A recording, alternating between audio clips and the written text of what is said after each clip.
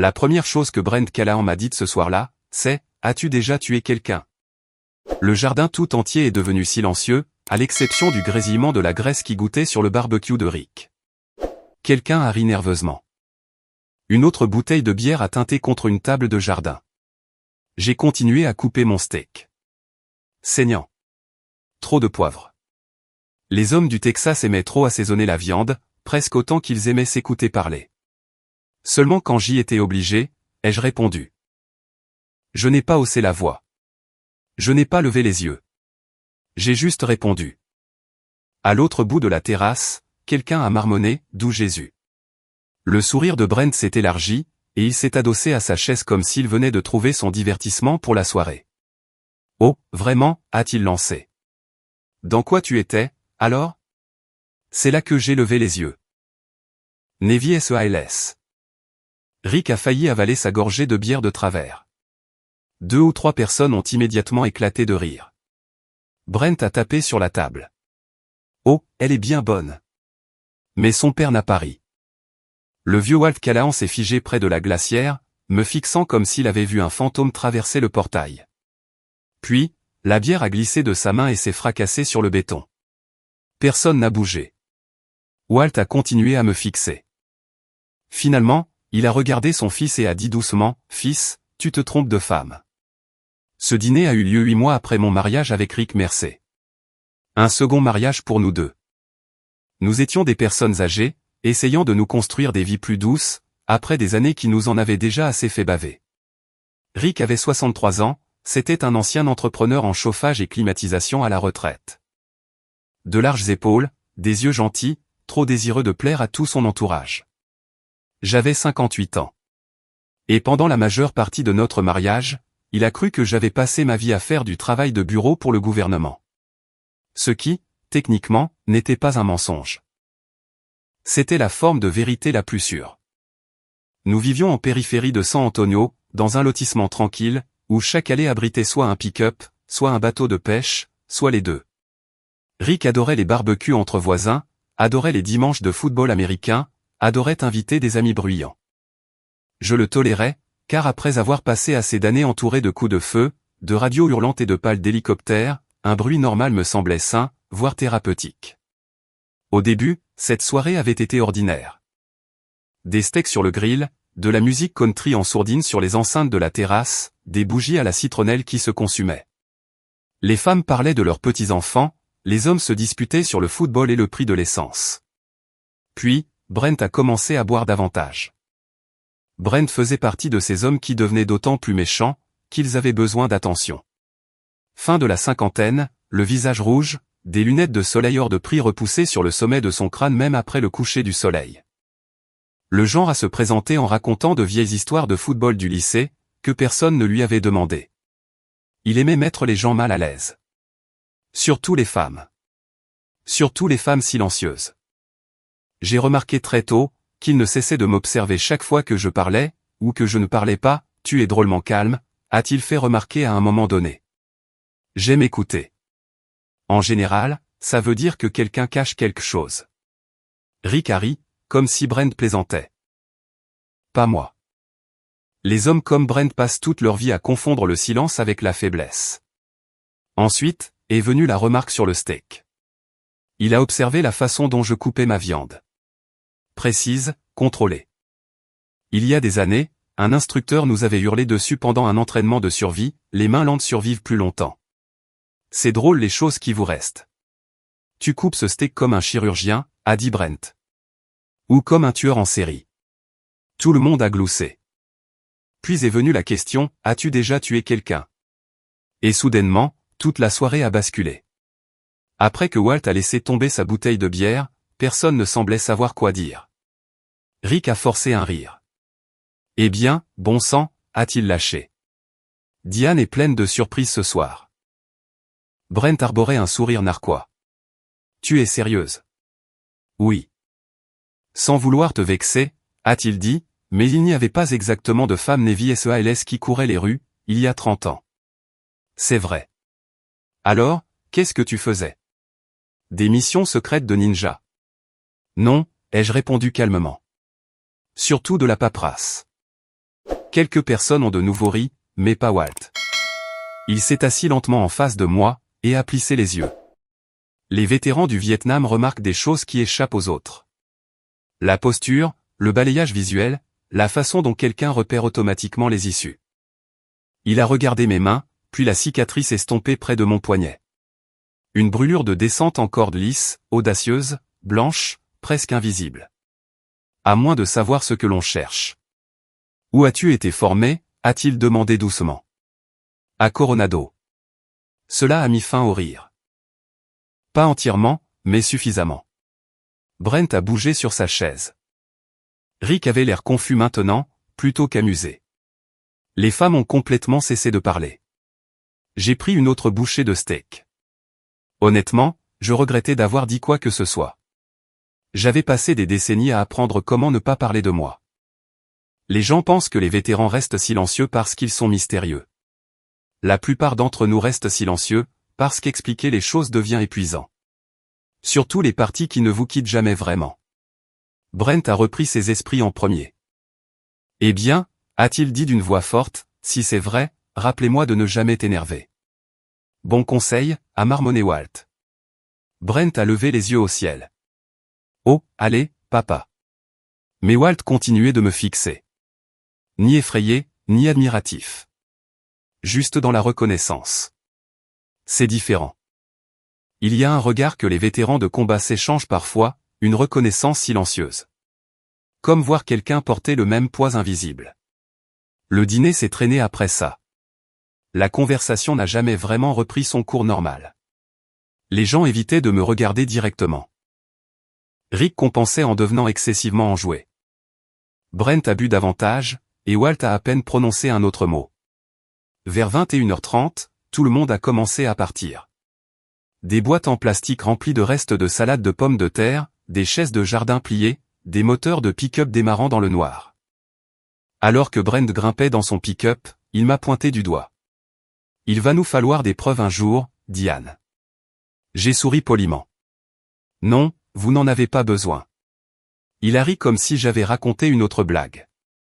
Mais Walt s'est arrêté près de la portière passager. Vous avez servi avec honneur, a-t-il demandé doucement. Oui. Ça me suffit. Puis il est monté dans le pick-up, sans ajouter un mot. À l'intérieur de la maison, Rick a fermé la porte de la cuisine plus fort que nécessaire. C'était quoi ce bordel? J'ai rincé les assiettes calmement. Quelle partie? Cette histoire de Navy Seal. Ce n'était pas un simple truc. Tu ne m'avais jamais dit ça. Tu n'as jamais demandé. Rick s'est frotté le visage à 2 mains. Tu es sérieuse là? Oui. Il m'a dévisagé pendant plusieurs longues secondes. Puis est venue la phrase dont j'avais entendu des variantes la majeure partie de ma vie d'adulte, tu n'as pas l'air de quelqu'un qui a fait ce genre de choses. J'ai failli sourire. À quoi c'est censé ressembler? Il n'avait pas de réponse. Ce n'était pas entièrement de sa faute. La plupart des gens de plus de 60 ans ont grandi avec des idées très arrêtées sur les femmes. Surtout les femmes militaires.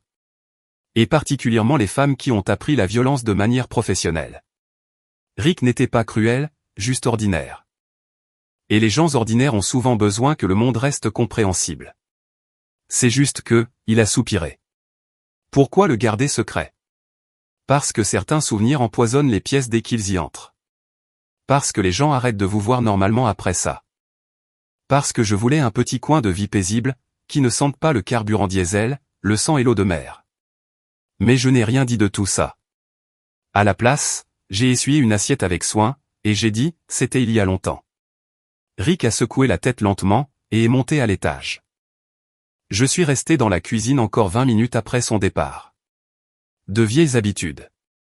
Toujours décompresser avant de dormir. Toujours remettre de l'ordre.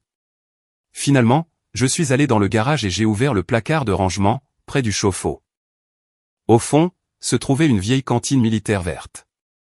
Au coin en métal rayé, et au numéro au pochoir effacé. Je ne l'avais pas ouverte depuis mon emménagement dans la maison de Rick. Pendant un long moment, je suis resté là, à la regarder. Puis j'ai soulevé le couvercle. À l'intérieur, reposaient les morceaux d'une autre vie. Des pièces de défi, challenge coin, de vieilles photographies, des citations à l'ordre, un drapeau plié. Et sous tout cela, mon trident. Du métal froid contre le bout de mes doigts. Je l'ai fixé plus longtemps que je ne le voulais. Puis, j'ai entendu Rick bouger à l'étage. Alors j'ai refermé la boîte, je l'ai verrouillée, et je l'ai repoussée dans l'obscurité. Avant de me coucher, mon téléphone a vibré sur la table de nuit. Un numéro inconnu, j'ai décroché. La voix de Brent est arrivée, hilar. Soirée poker samedi prochain, a-t-il dit. Amène tes histoires de guerre. Puis il a raccroché. Et pour la première fois depuis des années, j'ai eu le pressentiment que des ennuis approchaient. J'ai failli ne pas aller à la soirée poker de Brent. À mon âge, on apprend la différence entre la paix et la fierté. La paix vous laisse dormir. La fierté vous fait rejouer des disputes à 3 heures du matin. Mais Rick ne voulait pas lâcher l'affaire.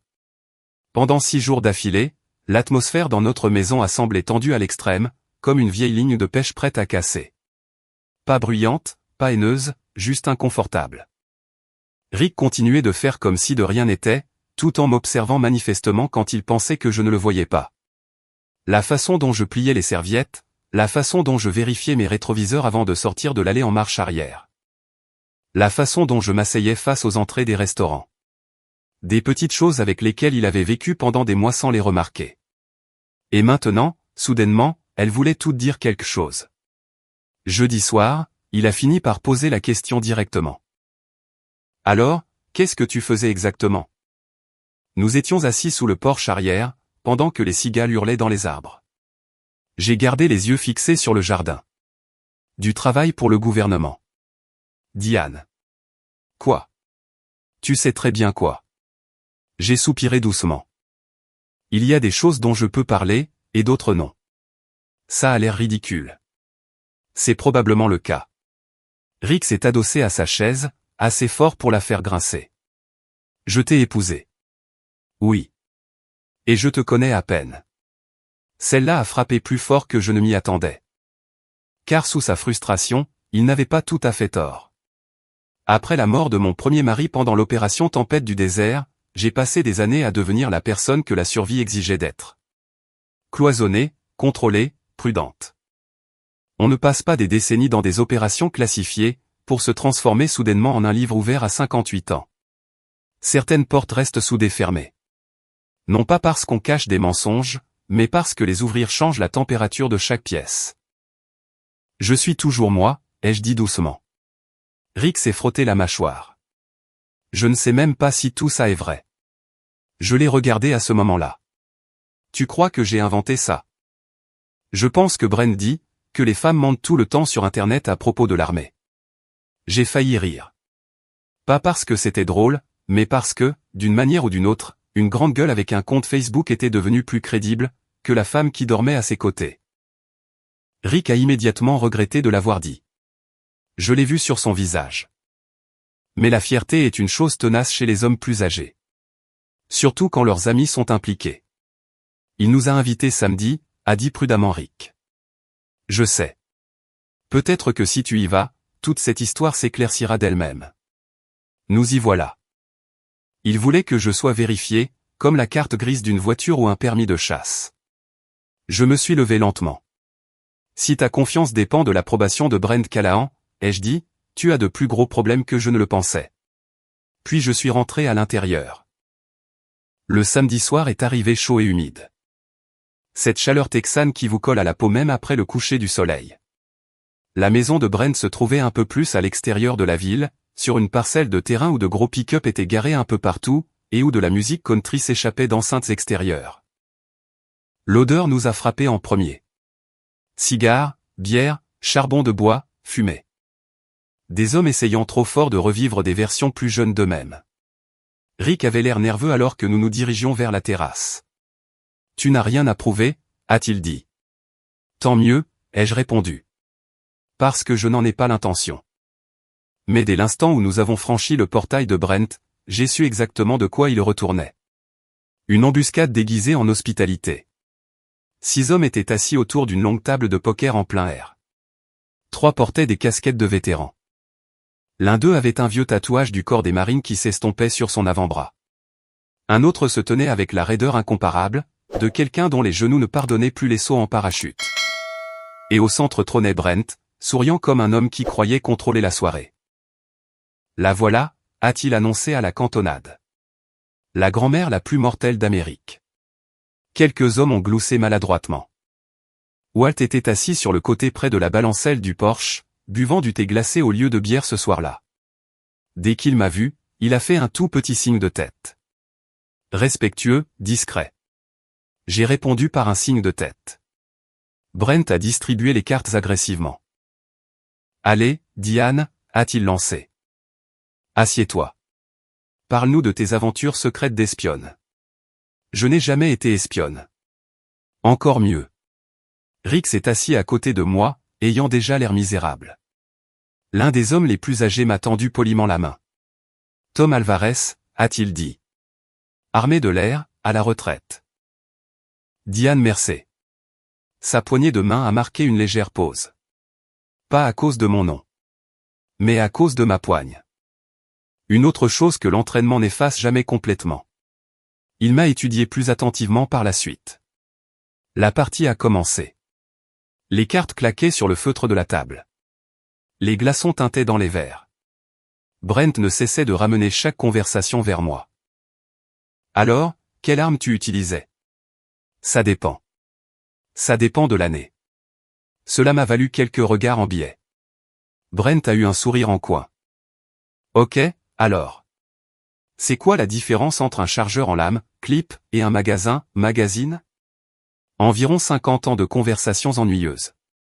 Tom a laissé échapper un rire franc avant de pouvoir s'en empêcher. Brent s'est renfrogné. Il a continué. Acronyme militaire, jargon de déploiement, anecdote sur la chaîne de commandement. La moitié semblait tirée de films d'action. J'ai répondu calmement quand c'était nécessaire, je l'ai ignoré quand c'était possible. Mais l'atmosphère de la pièce changeait lentement. Les vétérans présents ont cessé de sourire, et de traiter la situation comme un divertissement. Parce qu'à force, le vrai finit toujours par reconnaître le vrai. Puis Brent a franchi la ligne rouge. Vous savez, a-t-il dit fort tout en jetant des jetons au centre, les femmes faisaient surtout du travail de bureau à l'époque de toute façon.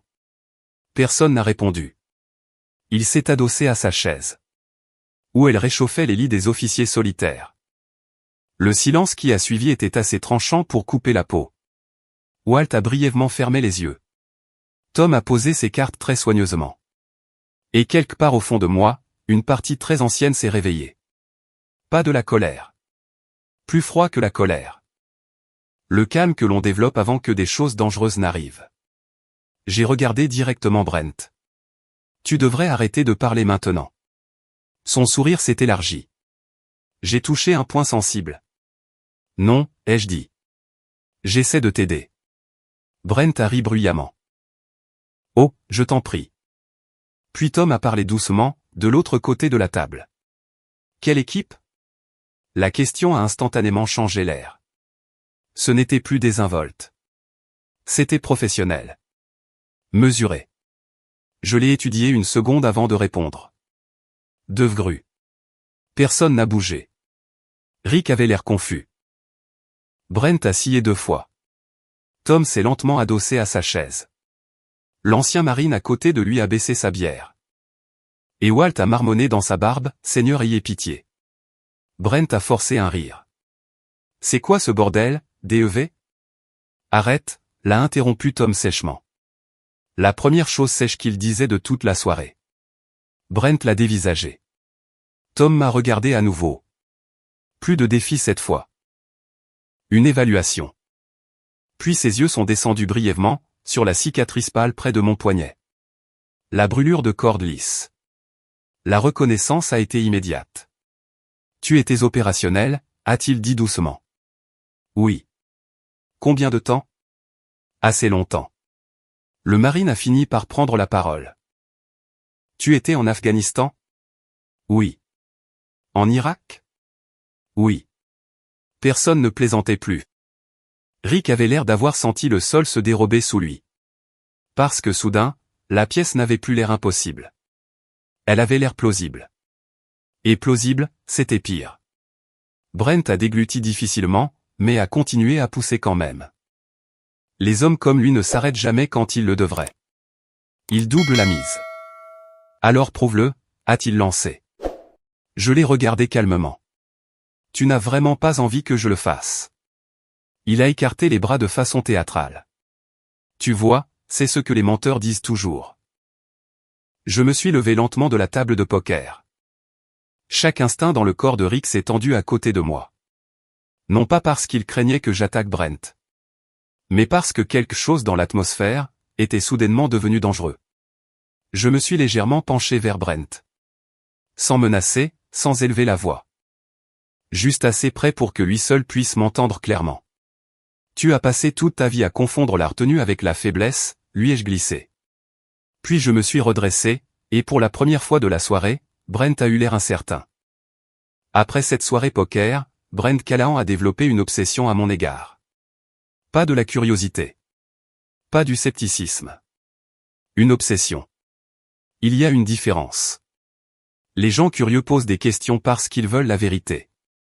Les gens obsédés posent des questions, parce qu'ils ont besoin que vous soyez un menteur. Dès le lundi matin, il avait déjà posté 3 blagues sur moi en ligne. Rick m'en a montré une au petit déjeuner, tout en faisant semblant que ça ne le dérangeait pas. Un montage photo mal fait d'une héroïne de film d'action tenant une mitrailleuse. Avec pour légende, Diane Mercer, après avoir survécu à une autre mission secrète chez Applebee's. En dessous, des dizaines de commentaires hilars d'hommes de notre âge, essayant de s'impressionner les uns les autres. J'ai siroté mon café tranquillement. Rick a observé mon visage avec attention. Ça va? J'ai survécu à pire que Facebook. Cela aurait dû s'arrêter là. Les adultes normaux finissent par se désintéresser des disputes futiles. Mais Brent n'était pas normal. Il avait besoin d'un public, comme les alcooliques ont besoin d'un autre verre. Et au fond de lui, je crois qu'il avait aussi besoin que j'échoue. Parce que mon existence l'embarrassait. Les hommes comme Brent construisent leur identité autour d'une dureté de façade. De gros pick-up, des voix fortes. Des histoires militaires qui, curieusement, devenaient plus héroïques d'année en année. Puis quelqu'un entre dans la pièce, portant discrètement la vraie charge de l'expérience. Et soudain, toute leur représentation semble fragile. Dès le mercredi, il avait commencé à envoyer des messages à d'anciens contacts militaires en ligne, essayant de prouver que j'étais une impostrice. Cette partie-là m'a plus amusé qu'inquiété. Internet regorge d'anciens opérateurs à la retraite, qui passent leur matinée à pêcher, et leurs après-midi à se disputer au sujet de l'équipement de jardin. Plusieurs d'entre eux ont reconnu mon nom immédiatement. Pas publiquement.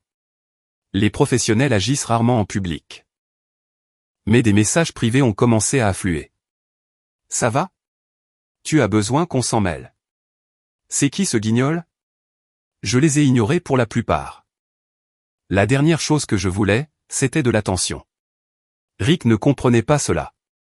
Tu devrais te défendre, m'a-t-il dit ce soir-là, en regardant Brent fulminer dans une autre vidéo Facebook. Brent était assis dans son garage, portant un équipement tactique qu'il avait clairement acheté en ligne. Un drapeau américain derrière lui, et une fausse intensité dans la voix. Ces gens qui volent notre bravoure, Stolen Valor, sont partout maintenant, annonçait-il dramatiquement à la caméra. J'ai failli en rire. Rick a coupé le son de la vidéo. Tu vas juste le laisser dire tout ça? Oui. Pourquoi? Parce que les hommes bruyants finissent généralement par s'autodétruire. Il faut juste leur laisser de l'espace. Mais une fois de plus, je n'ai rien dit à voix haute. À la place, j'ai plié du linge, pendant que Rick faisait les 100 pas dans le salon. Il s'est arrêté brusquement. C'était quoi exactement le devgru? J'ai continué à plier les serviettes. Tu l'as déjà cherché. Son silence a répondu pour lui. Internet l'avait probablement secoué violemment. Car maintenant l'impossible avait des noms, une histoire, des documents, de vraies opérations, de vraies personnes. Tu étais sérieuse, a-t-il dit doucement. Oui. Rick s'est assis lourdement dans son fauteuil inclinable. Je ne sais pas comment assimiler ça. C'est compréhensible. Tu aurais pu me le dire. J'aurais pu. Il a fixé l'écran de télévision noir. Est-ce que tu as déjà? Il s'est arrêté. Je lui ai épargné la peine de terminer. Oui. La pièce est devenue silencieuse. Les Américains plus âgés comprennent le silence différemment des plus jeunes. Le silence n'est pas du vide, c'est de l'attente. Rick a dégluti. Au combat? Oui. Un autre long silence. Puis il a murmuré quelque chose d'une voix presque inaudible, mon Dieu. J'ai plié la dernière serviette avec soin. Les films donnent l'impression que c'est excitant, ai-je dit. Ça ne l'est pas, Rick a levé les yeux lentement. C'est comment? J'ai longuement réfléchi à cette question. Non pas parce que je manquais de réponse. Mais parce qu'il y en avait trop. C'est permanent, ai-je finalement dit. C'était la chose la plus proche de la vérité, que la plupart des civils pouvaient comprendre. 2 jours plus tard, Walt Callahan a frappé à notre porte d'entrée, seul. Rick l'a fait entrer avec prudence. Walt portait une tarte aux pêches provenant d'un dîner local. Une vieille habitude du Sud. Ne jamais arriver les mains vides. Je dois des excuses à votre femme, a-t-il déclaré d'emblée. Vous n'avez rien fait, a répondu Rick. Walt m'a regardé. J'aurais dû faire taire Brent plus fermement. J'ai fait un geste vers la table de la cuisine. Tout va bien. Non, a-t-il dit doucement. Ça ne va pas. Nous nous sommes assis ensemble, tandis que la lumière de l'après-midi s'allongeait sur le sol. Walt paraissait plus vieux à la lumière du jour. Le visage buriné. Les mains épaisses. Le genre d'homme que l'Amérique avait l'habitude de produire par millions. Il a accepté un café, et a tenu la tasse avec précaution. Mon fils est un idiot, a-t-il dit. Rick a eu un rire gêné. Walt n'a pas souri. Il a passé trop de temps dans sa vie à prétendre être un dur. Il m'a ensuite regardé. Vous savez ce qui vous a trahi? Immédiatement? Je me le suis demandé. J'ai légèrement haussé un sourcil.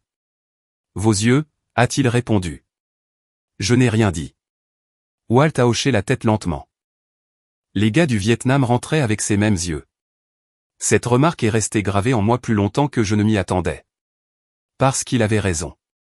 Le combat modifie la vitesse à laquelle on observe le monde. On ne retrouve jamais complètement cette douceur civile normale, par la suite. Même des décennies plus tard. Walt a posé son café. Brent utilise des histoires militaires pour impressionner les gens depuis le lycée, a-t-il admis.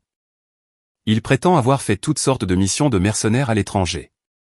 Et ce n'est pas le cas? Absolument pas, Rick a froncé les sourcils profondément. Comment ça? Walt a poussé un lourd soupir. Il a passé 6 mois à ranger des provisions sur une base au Koweït il y a 20 ans. C'est tout. Intéressant. Très intéressant. Car Brent parlait comme un homme qui avait personnellement pris d'assaut des plages. Walt s'est frotté le front. Et maintenant, il organise ses faux séminaires de sécurité. Cela a attiré mon attention. Quel séminaire? Des conneries sur le survivalisme, preparedness, a marmonné Walt amèrement. Il facture des centaines d'euros à d'anciens vétérans, pour leur enseigner des cours de survie qui n'ont aucun sens. Une sensation de froid s'est doucement installée dans mon estomac. Est-ce qu'il utilise des accréditations militaires? Tout le temps. Rick était bouche bée. Tu n'avais jamais dit ça avant. Parce que j'avais honte, a répondu Walt. Ce soir-là, après le départ de Walt, j'ai enfin fait des recherches sur l'entreprise de Brent en ligne. Patriot Shield Tactical Solutions. Même le nom transpirait l'insécurité. Plus je creusais, pire c'était.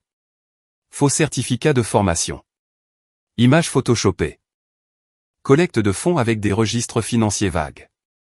Il s'en prenait principalement aux vétérans plus âgés. Des hommes solitaires cherchant à retrouver une fraternité. Des hommes prêts à faire confiance à quelqu'un, portant un treillis et de l'assurance. Rick était assis à côté de moi, faisant défiler silencieusement le site web. Puis il a chuchoté, Jésus-Christ. J'ai continué à lire, puis je me suis arrêté net sur une image en particulier. Brent posant à côté d'une bannière de programme de dons pour chiens d'assistance. J'ai reconnu l'association caritative immédiatement. Une vraie organisation, des gens bien. Ce qui signifiait que Brent les avait probablement utilisés sans permission. Ça franchissait une ligne rouge.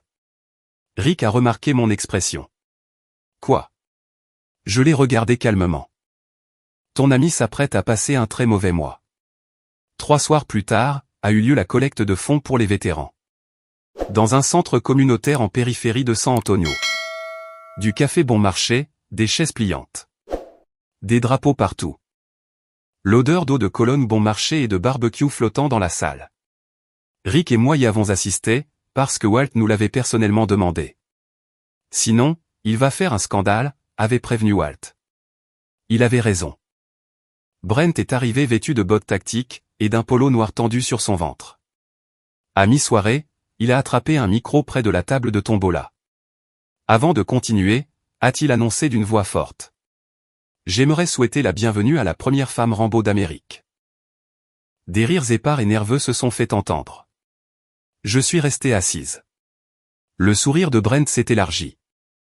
Allez, Diane. Raconte à tout le monde une autre histoire de mission secrète. Walt a fermé les yeux de fatigue. Puis Brent a commis son erreur. Il m'a pointé directement du doigt. Posez-lui n'importe quelle question militaire. C'est en gros le Batman de la Navy. L'atmosphère de la pièce a changé.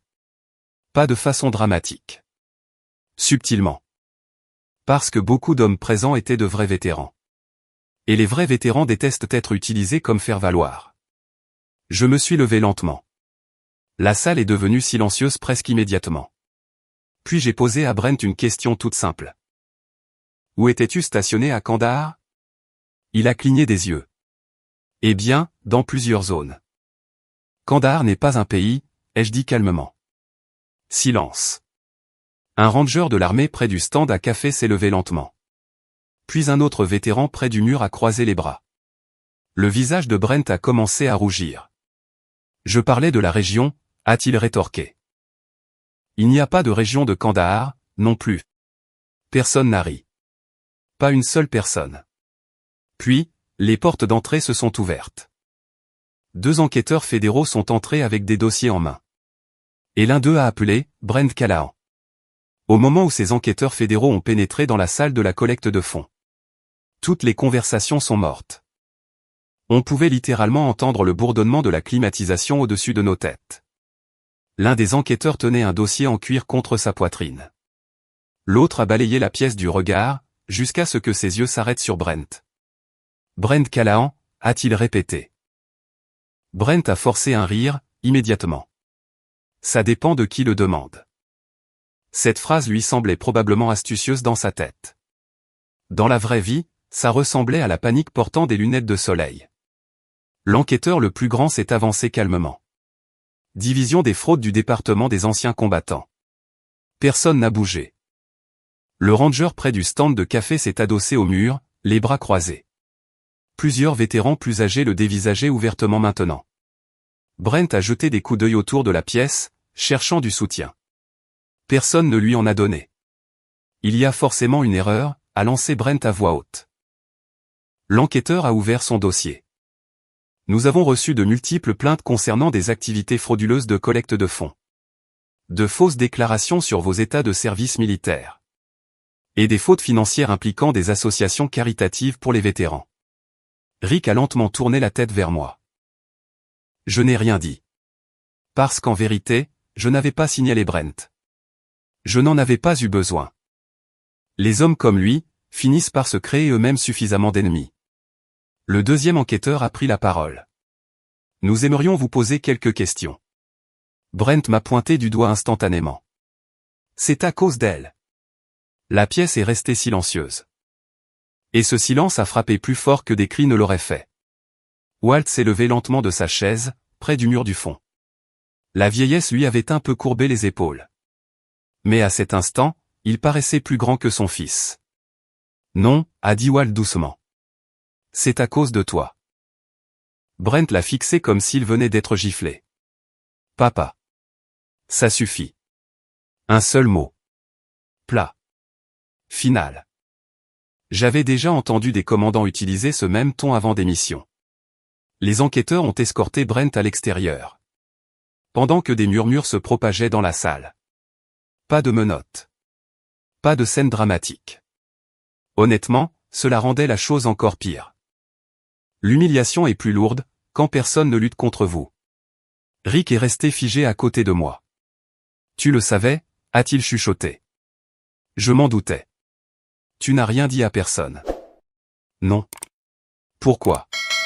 J'ai regardé autour de moi dans la salle. Ces vieillards portant des casquettes de vétérans délavés. Ces veuves qui organisaient les tickets de tombola.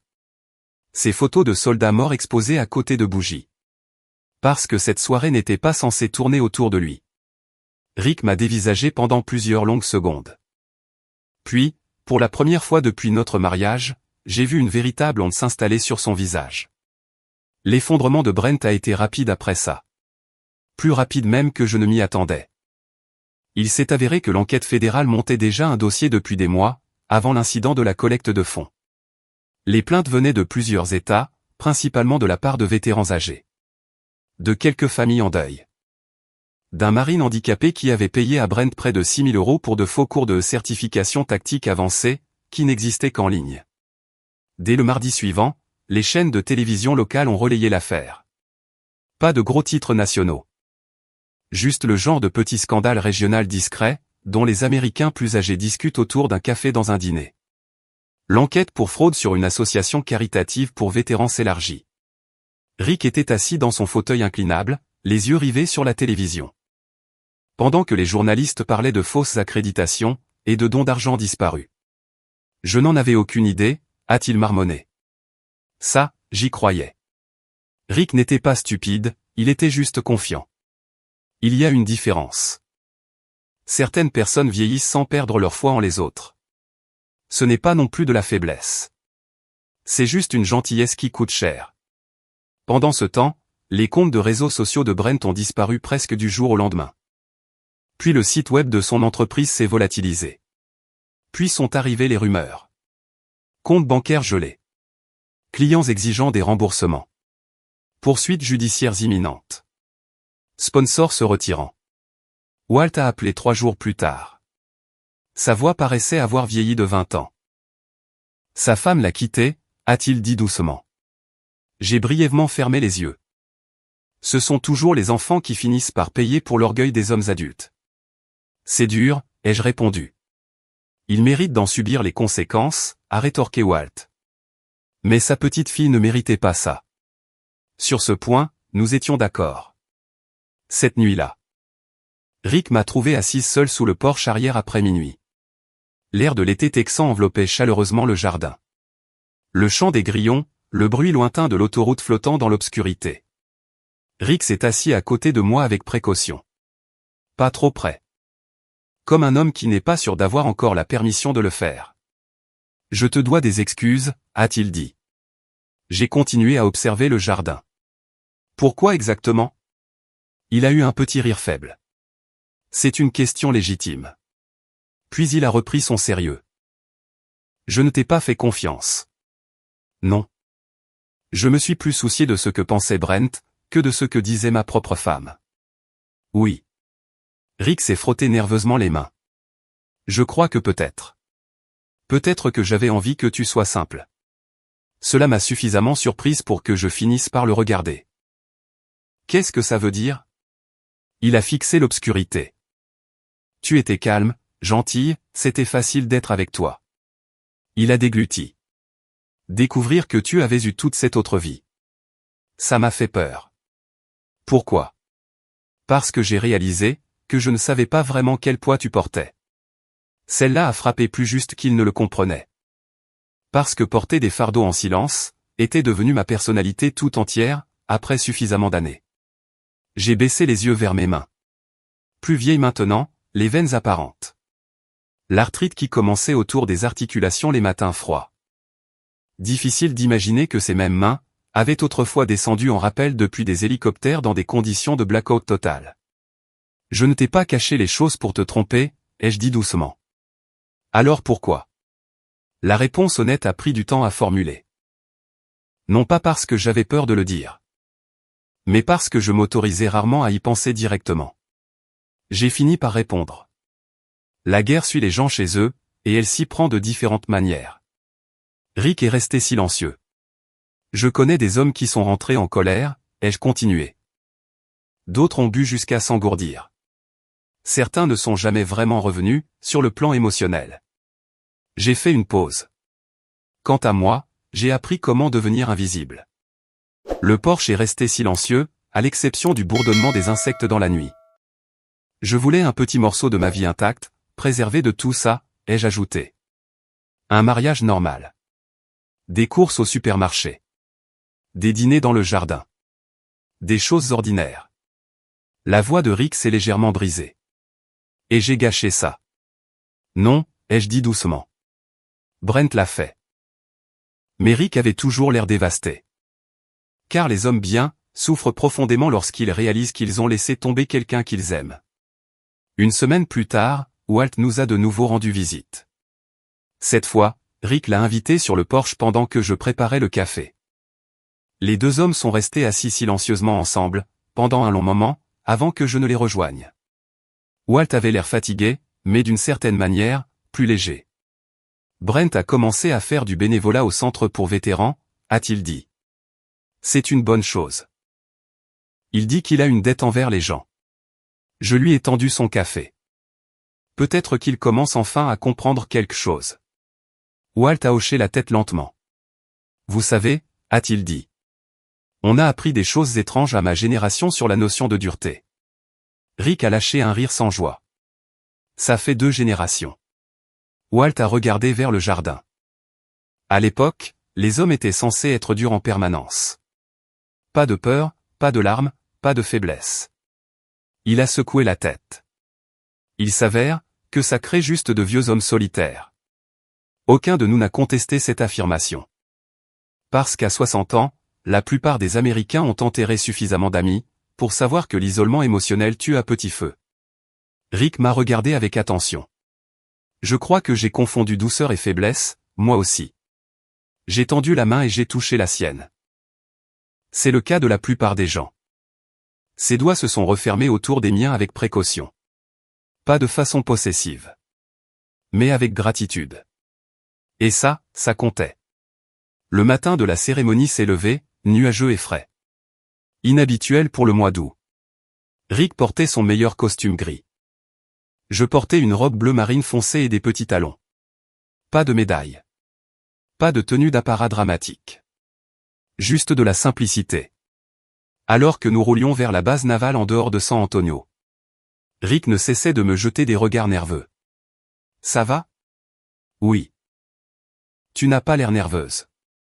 J'ai regardé les clôtures de l'autoroute défiler en un flou à l'extérieur de la vitre. J'ai déjà survécu à la partie la plus difficile. Il a tendu la main par-dessus la console centrale, et a serré la mienne doucement. Et pour la première fois depuis que tout ce gâchis avait commencé. Le silence entre nous, a enfin semblé paisible à nouveau. L'installation navale se trouvait derrière 2 barrières de sécurité. Et une bande de littoral que la plupart des touristes ne remarqueraient même pas, en passant devant en voiture. Bâtiments gris. Pelouse soigneusement tondue. Drapeaux américains claquant sèchement sous le vent de la mer. Le genre d'endroit construit plus pour sa fonction, que pour son apparence. Rick s'est garé à côté d'une rangée de véhicules gouvernementaux. Et a coupé le moteur lentement. Pendant un instant, aucun de nous n'a bougé. Puis il m'a regardé. Tu as vraiment passé ta vie autour d'endroits comme ça. J'ai eu un léger sourire. Des endroits plus bruyants que ça. Cela lui a arraché un tout petit rire nerveux. Nous nous sommes dirigés vers l'entrée ensemble. 2 officiers en uniforme ont vérifié nos papiers d'identité en silence. Le plus jeune a regardé mon nom. Puis s'est immédiatement redressé un peu plus. Pas de manière théâtrale. De manière subtile. Respectueuse. Ce vieil inconfort familier, s'est de nouveau installé dans ma poitrine. Je ne m'étais jamais habitué à cette partie-là. À l'intérieur, le couloir sentait légèrement le café. La cire pour le sol. Et l'air de l'océan qui s'engouffrait par les bouches d'aération lointaines. Les bâtiments militaires avaient tous une odeur étrangement similaire. Quelle que soit la décennie. Un quartier-maître nous a escortés vers une salle de conférence privée. Alors que nous entrions. Plusieurs personnes attendaient déjà debout. Certaines aux cheveux gris. D'autres plus jeunes. Toutes se tenant avec cette posture militaire incomparable, que le temps n'efface jamais complètement. La pièce est devenue silencieuse quand je suis entré. Puis un homme plus âgé s'est avancé. Cheveux argentés. Tenue de cérémonie blanche. Une cicatrice près du menton, que j'ai reconnue tout de suite. Major Mercé, Chief Mercé, a-t-il dit doucement. Personne ne m'avait appelé ainsi depuis des années. Je lui ai serré la main. C'est bon de te voir, Ben. Rick avait déjà l'air stupéfait. Ben lui a souri poliment. Votre femme m'a sauvé la vie en 2002. Rick a cligné des yeux. Quoi? Je suis intervenu immédiatement. Ben exagère. Non, madame, a-t-il dit calmement. Je n'exagère absolument pas. D'autres personnes se sont approchées discrètement après ça. Pas de grands discours. Pas d'applaudissements dignes d'un film. Juste des poignées de main. Des regards croisés. Quelques étreintes. Un homme s'est contenté de toucher mon épaule et de murmurer, content de voir que tu es rentrée entière. Celle-là a failli me briser. Parce que les vieux opérateurs comprennent exactement ce que ces mots signifient. Rick se tenait à côté de moi, observant tout avec attention. Pendant tout le trajet pour venir ici. Je pense qu'une part de lui imaginait encore que la vérité s'était peut-être amplifiée avec le temps. Mais un tel respect ne peut pas être simulé. Pas dans des pièces comme celle-ci. Un commandant a fini par s'approcher à l'avant de la salle avec un dossier. La cérémonie en elle-même est restée modeste. Privée. Pas de caméra, pas de presse. Le commandant a parlé d'une opération à l'étranger, des années plus tôt, impliquant des otages civils. La plupart des détails restaient classifiés. Non omis. Lieu vague. Mais certaines expressions frappaient quand même avec force. Sang-froid extraordinaire en milieu hostile. Plusieurs vies américaines préservées. Réintégration volontaire malgré un environnement de menace active.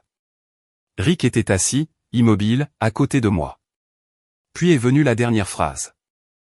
Le major Diane Mercé s'est délibérément mis en danger de mort à plusieurs reprises. Pour assurer l'extraction de personnel, qui n'aurait pas survécu autrement. La pièce est restée silencieuse après cela. Le silence militaire donne une impression différente du silence civil.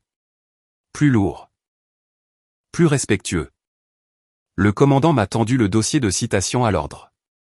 Nous nous sommes serrés la main. Et c'était tout. Pas de musique grandiloquente. Pas de moment théâtral. Juste une reconnaissance discrète. Entre des personnes qui comprenaient ce qui avait été perdu, pour l'obtenir. Honnêtement, c'était parfait comme ça. Après coup, du café et des sandwichs ont été servis dans une autre pièce avec vue sur l'eau. Rick a à peine prononcé un mot pendant plusieurs minutes. Finalement, il m'a regardé et a murmuré, « Tu y es retourné ?» J'ai fixé le rivage. Oui. Pourquoi? Parce que quelqu'un avait encore besoin d'aide. Parce que l'entraînement finit par devenir de l'instinct. Parce que, parfois, on n'a pas le temps de débattre du courage. Mais j'ai répondu simplement, parce qu'ils n'étaient pas encore tous sortis. Les yeux de Rick se sont embués immédiatement. Il a détourné le regard rapidement. Gêné par sa propre émotion. Les hommes de son âge avaient été entraînés à cacher leurs larmes, comme des secrets d'État. J'ai touché sa main doucement sous la table. Tout va bien. Non, a-t-il murmuré d'une voix tremblante. Ça ne va pas, il a dégluti difficilement. Pendant tout ce temps, j'ai cru que la force, c'était d'être bruyant. Il a eu un rire faible. Il s'avère que je n'avais aucune idée de ce à quoi elle ressemblait. J'ai serré sa main une fois. Aucun de nous n'a reparlé pendant un moment. À l'extérieur des grandes baies vitrées. Les vagues venaient doucement s'échouer contre les rochers. Paisible. Ordinaire. Le genre de banalité que des hommes et des femmes passent leur vie entière à essayer de protéger. Nous marchions vers le parking plus tard cet après-midi-là. Quand j'ai aperçu Brent, debout près de la clôture de sécurité, seul. Les mains maladroitement fourrées dans les poches. Rick s'est immédiatement raidi à côté de moi. Qu'est-ce qu'il fait ici? Walt a surgi de derrière un pick-up garé non loin, avant que je ne puisse répondre. Je l'ai amené, a-t-il admis à voix basse. Brent paraissait plus mince qu'avant. Plus petit, d'une certaine façon.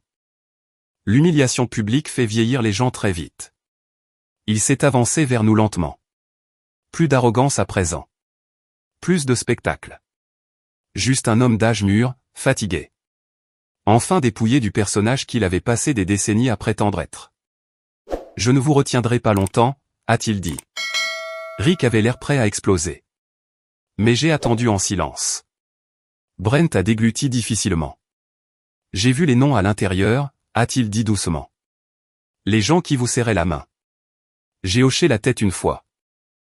Ses yeux se sont baissés vers le bitume. Vous disiez la vérité depuis le début. Oui. Un autre long silence. Puis il a levé les yeux. Je suis désolé. Pas poli. Pas répété. Sincère. Pourquoi, ai-je demandé doucement. Sa voix s'est légèrement brisée. Pour avoir tourné en dérision des sacrifices que je n'ai jamais compris. C'était plus proche de la vérité, que tout ce qu'il avait pu dire auparavant. Je suis restée silencieuse. Mon avocat dit que j'éviterai probablement la prison, a-t-il poursuivi d'une voix faible. Mais j'ai tout perdu. Dehors, la pluie tapait doucement contre les vitres. Les tempêtes d'été du Texas qui déferlaient. Qu'est-ce que tu attends de moi, Brent? Une autre pause. Je ne sais pas. Au moins, cette réponse était honnête. Finalement, il a soupiré lourdement. Mon père refuse même de me regarder. J'ai brièvement fermé les yeux. Elle était là. La vraie blessure. Ni l'argent. Ni la réputation. Décevoir l'homme dont le respect comptait le plus. Walt t'aime, ai-je dit calmement. Plus maintenant. Ce n'est pas comme ça que fonctionnent les pères. Brent a laissé échapper un rire brisé. Vous me défendez encore, après tout ça? Non, ai-je répondu. Je dis juste la vérité. Silence à nouveau. Puis très doucement, aviez-vous vraiment peur, là-bas? La question m'a suffisamment surprise pour que je m'assoie. Parce que sous toute l'arrogance de Brent, vivait apparemment un petit garçon effrayé, essayant désespérément d'imiter le courage. Oui, ai-je répondu honnêtement. Tout le temps. Oui. Un autre silence. Je croyais que les vrais guerriers n'avaient pas peur. J'ai eu un sourire presque triste. La peur maintient les gens en vie, Brent. C'est l'ego qui les fait tuer. Quand l'appel a pris fin. Je suis resté seul plusieurs minutes après. En pensant au nombre d'hommes qui passent leur vie à faire semblant de ne pas avoir peur. Et aux dégâts que cette comédie provoque. 2 jours avant la cérémonie, Walt est repassé. Cette fois, Rick l'a invité sur le porche pendant que je faisais du café. Les 2 hommes sont restés assis tranquillement ensemble pendant un long moment, avant que je ne les rejoigne. Walt avait l'air fatigué, mais d'une certaine façon plus léger. Brent a commencé à faire du bénévolat au centre pour vétérans, a-t-il dit. C'est bien. Il dit qu'il a une dette envers les gens. Je lui ai tendu le café. Peut-être qu'il comprend enfin quelque chose. Walt a hoché la tête lentement. Vous savez, a-t-il dit. On a appris à ma génération des choses étranges sur la notion de force. Rick a eu un rire sans joie. Ça fait 2 générations. Walt a regardé vers la cour. À l'époque, les hommes étaient censés être forts tout le temps. Pas de peur, pas de larmes, pas de faiblesse. Il a secoué la tête. Il s'avère que ça ne crée que de vieux hommes solitaires. Aucun de nous n'a contredit. Parce qu'à 60 ans, la plupart des Américains ont enterré assez d'amis pour savoir que l'isolement émotionnel tue à petit feu. Rick m'a regardé avec attention. Je pense que j'ai confondu douceur et faiblesse, moi aussi. Je me suis approché et j'ai touché sa main. La plupart des gens le font. Ses doigts se sont refermés autour des miens avec précaution. Pas de façon possessive. Reconnaissant, ce qui comptait. Le matin de la cérémonie est arrivé nuageux et frais. Inhabituel pour le mois d'août. Rick portait son meilleur costume gris. Je portais une robe bleu marine et des petits talons, pas de médaille, pas de présentation dramatique, juste de la simplicité. Alors que nous conduisions vers l'installation navale à l'extérieur de San Antonio. Rick ne cessait de me lancer des regards nerveux. Ça va? Oui. Tu n'as pas l'air nerveuse. J'ai regardé les clôtures de l'autoroute défiler en flou par la fenêtre. J'ai déjà survécu à la partie difficile. Il a tendu la main à travers la console et a serré la mienne doucement. Et pour la première fois depuis le début de tout ce gâchis. Le silence entre nous a enfin semblé paisible à nouveau. L'installation navale se trouvait derrière 2 portes de sécurité. Et une étendue de littoral que la plupart des touristes ne remarqueraient jamais en passant. Bâtiments gris, gazon soigneusement tondu. Drapeaux américains claquant vivement dans le vent marin. Le genre d'endroit construit plus pour la fonction que pour l'apparence. Rick s'est garé à côté d'une rangée de véhicules gouvernementaux. Et a éteint le moteur lentement. Pendant un moment, aucun de nous n'a bougé. Puis il m'a regardé. « Tu as vraiment passé ta vie autour d'endroits comme ça ?» J'ai souri faiblement. Des endroits plus bruyants que ça. Cela lui a arraché un infime rire nerveux. Nous avons marché vers l'entrée ensemble. 2 officiers en uniforme ont vérifié nos papiers d'identité en silence. Le plus jeune a regardé mon nom, puis s'est immédiatement redressé légèrement. Rien de dramatique. Subtil, respectueux. Ce vieil inconfort familier s'est de nouveau installé dans ma poitrine. Je ne m'étais jamais habitué à cette partie-là. À l'intérieur, le couloir sentait légèrement le café, la cire pour le sol, et l'air marin qui dérivait par des bouches d'aération lointaines. Les bâtiments militaires sentaient tous étrangement la même chose, peu importe la décennie. Un sous-officier nous a escortés vers une salle de conférence privée. En entrant, plusieurs personnes attendaient déjà debout. Certaines aux cheveux gris, d'autres plus jeunes. Toutes se tenant avec cette posture militaire incomparable que le temps n'efface jamais complètement. La pièce est devenue silencieuse à mon entrée. Puis un homme plus âgé s'est avancé. Cheveux argentés, tenue de cérémonie blanche, une cicatrice près du menton que j'ai reconnu immédiatement. « Chef Mercé », a-t-il dit doucement. Personne ne m'avait appelé ainsi depuis des années. Je lui ai serré la main. « Heureuse de te voir, Ben. » Rick avait déjà l'air abasourdi. Ben lui a souri poliment. « Votre femme m'a sauvé la vie en 2002. » Rick a cligné des yeux. « Quoi ?» Je suis intervenu immédiatement. Ben exagère. « Non, madame, » a-t-il répondu calmement. « Je n'exagère absolument pas, plus de gens se sont approchés discrètement après ça. Pas de grands discours. Pas d'applaudissements à la hollywoodienne. Juste des poignées de main, des contacts visuels, quelques accolades. Un homme m'a simplement touché l'épaule et a chuchoté, heureux de voir que tu es rentré saine et sauve. Celle-là a failli me briser. Parce que les vieux opérateurs comprennent exactement ce que ces mots signifient. Rick se tenait à côté de moi, observant tout avec attention. Pendant tout le trajet, je pense qu'une part de lui s'imaginait encore que la vérité avait pu s'amplifier avec le temps. Mais un respect comme celui-ci ne peut être simulé. Pas dans des pièces comme celle-là. Un commandant s'est finalement approché à l'avant de la pièce, tenant un dossier. La cérémonie en elle-même est restée intime. Privée, sans caméra, sans presse. Le commandant a parlé d'une opération à l'étranger des années plus tôt, impliquant des otages civils. La plupart des détails restaient classifiés. Nom omis, lieu flou. Mais certaines phrases frappaient quand même avec force. Sang-froid extraordinaire en milieu hostile. Plusieurs vies américaines sauvées. Réintégration volontaire malgré un environnement de menace active. Rick était assis, immobile, à côté de moi. Puis est venue la dernière phrase. Le chef Diane Mercé s'est délibérément mis en danger de mort à plusieurs reprises, pour assurer l'extraction de personnel qui n'aurait pas survécu autrement. La pièce est restée silencieuse après cela. Le silence militaire est différent du silence civil. Plus lourd, plus respectueux. Le commandant m'a remis le dossier de citation à l'ordre. Nous nous sommes serrés la main. Et c'était tout. Pas de musique grandiloquente. Pas de moment dramatique. Juste une reconnaissance discrète entre des personnes qui comprenaient ce qui avait été perdu pour l'obtenir. Honnêtement, c'était très bien comme ça. Ensuite, du café et des sandwichs ont été servis dans une autre pièce avec vue sur l'eau.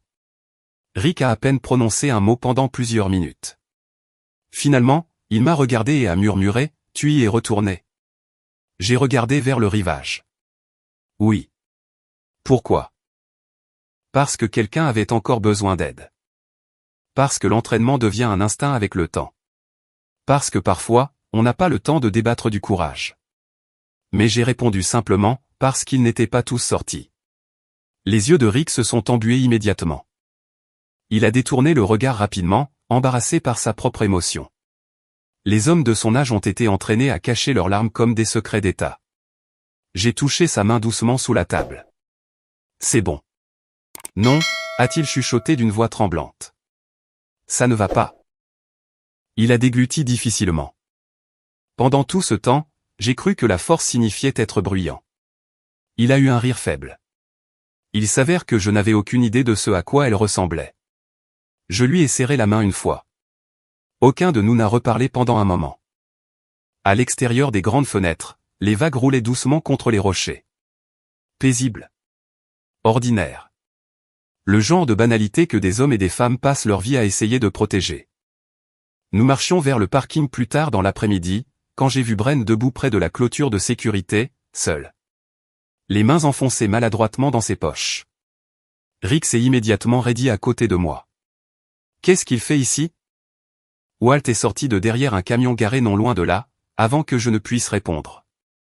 Je l'ai amené, a-t-il avoué doucement. Brent semblait plus mince qu'avant. Plus petit, d'une certaine façon. L'humiliation publique fait vieillir les gens très vite. Il s'est avancé vers nous lentement. Plus aucune arrogance à présent. Pas de mise en scène. Juste un homme d'âge moyen fatigué. Enfin dépouillé du personnage qu'il avait passé des décennies à prétendre être. Je ne vous retiendrai pas longtemps, a-t-il dit. Rick semblait prêt à exploser. Mais j'ai attendu calmement. Brent a dégluti difficilement. J'ai vu les noms à l'intérieur, a-t-il dit doucement. Les gens qui vous serraient la main. J'ai hoché la tête une fois. Ses yeux se sont baissés vers le bitume. Vous disiez la vérité depuis le début. Oui.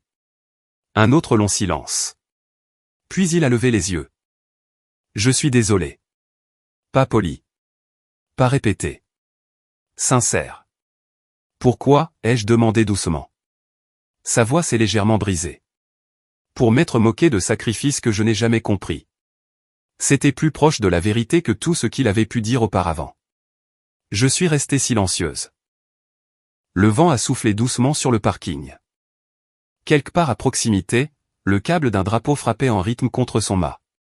Brent s'est frotté le visage avec rudesse. Toute ma vie, j'ai voulu que les gens pensent que j'étais un dur.